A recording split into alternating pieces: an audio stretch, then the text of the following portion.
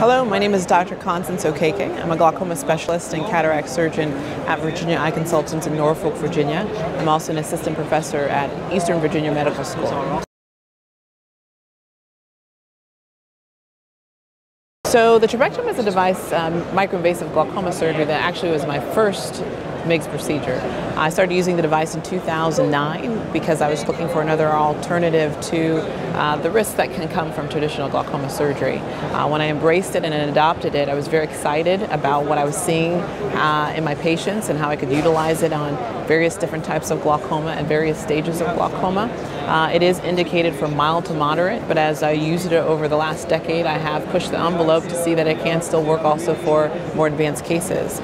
So I have had a wide breadth of using it, and even though I've been using it for a decade, it still is one of the MIGS procedures that I do more often.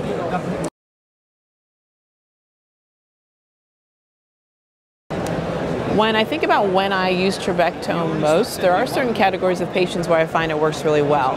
It is very efficacious in pseudoexfoliation. Hands down, it's the procedure that I would choose in order to, after using medications and laser treatment, if it needs surgical treatment, it would be the one that I would go to because I've been able to get very efficacious pressure lowering with that procedure.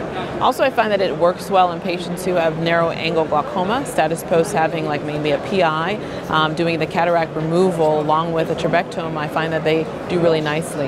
It also has a window for patients who have peripheral anterior synechiae. You can do goniosynechiolysis with the hand device or the tip of the handheld device, and it works really well to help to open up the angle, and then you can then proceed with doing the Trabectome after that. So those are three areas where I utilize it a lot.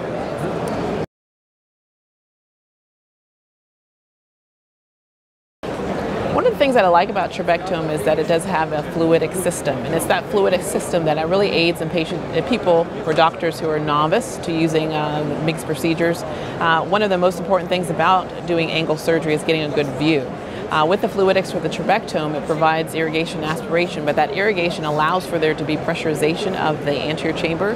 That allows the cornea to stay taut. That allows there to be a clear view. It also allows pressure so that there's not pretty minimal any egress of heme, so that looking at the angle, you can see it clearly, and it stays clear while you're making your attempts to open up or unroof the trabecular meshwork with the handpiece. So it's a really has made it the learning curve to adopt it actually more easy because you just have a very stable and good view while you're trying to get your hands in the right position to do the surgery.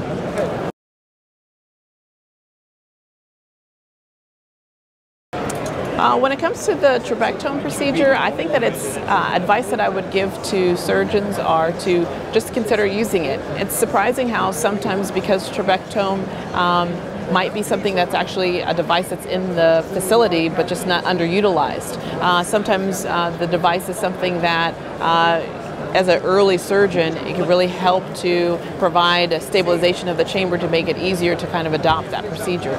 So in terms of advice, I would just consider trying it.